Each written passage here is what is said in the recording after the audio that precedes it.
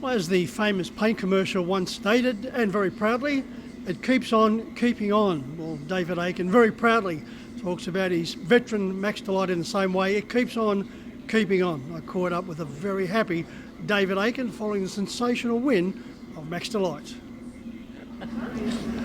Well, David, congratulations. What a performance by Max Delight. Yeah, no, he was great. You know, he's been in good form for a long time. His 100 Cup run was, he ran 7th, but it was off the map really his times, and he's just in a good spot at the moment. And yeah, it was an exciting race to watch because Captain's Knock was great in defeat, and they went to war, and it was a good race. Yeah, why you touched on the 100 Cup, we'll just stay there for a moment. Coming from last in that field, making up so much ground, as you said, and the times he ran were just spectacular. Yeah, well, he broke 150 his last mile, and it's crazy, when you think about it, going over 2,700 metre race, and so he backed it up. He was a little bit worried because it was a hard race, and he travelled back in. It was a hot day on the Sunday. I got up early, actually. I was back home here at lunchtime, and he looks like he's got through that run good. But he always worried that it was such a torrid race that how much it takes out of him. But he recovered really good. He certainly did. 26.7 out, 28.1, 27.1, home in 26.9, and as you said, Captain's Knock was brave in defeat, but your bloke just went super. Yeah, no, 2 good horses, and they're just. Those 2 horses, you keep, you follow them from day one. They just never seem to run a bad race, and there's so many good horses going to be here for these heats, and they're 2 that'll be, I think, be really strong contenders for the mile. It's going to be an exciting race with the way things are starting to unfold. Well, it is every year, and this year there's more,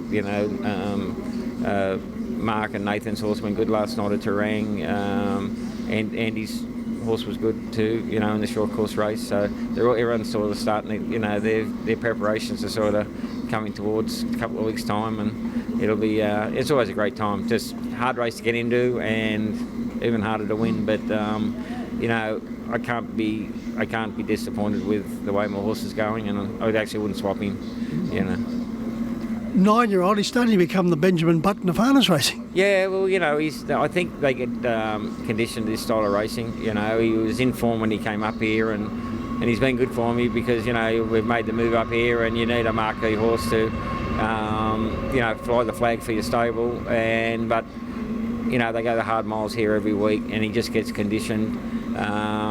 He's been really well driven nearly every start. He hasn't had... he did a little bit of work today, but it was a good tactical drive by Will. It wasn't in the early burn. So he's really conditioned and seasoned to this, a 49 miles, nothing to them, because they do it nearly every week here. 132 starts now, David, 33 wins and 40 placings. Yeah, he's just been a grand horse and I said it before, for Mick and his family. Mick hasn't had the best of health lately, and I think when the fields come out, by the time they come out, the time he races, he's excited about what's going to happen, and they get a big kick out of it, and if he makes the mile, I would think he'd be back up here. He occasionally comes now. He went to the 100 Cup. Doesn't get around all that great, but all the family come up. He was here for the Lynn Smith, so if he makes the mile, I'm sure he'll make the trip from Tasmania. And let's say when he makes the Miracle Mile, he's going to give him one hell of a fright.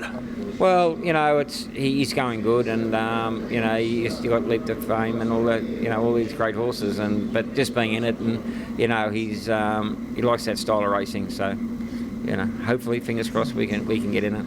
Along with Max Delight, who just keeps on keeping on, so does his trainer. Oh yeah, it was a night for the oldies. Yeah. Congratulations, Dave. Thanks, Mick. Thank you.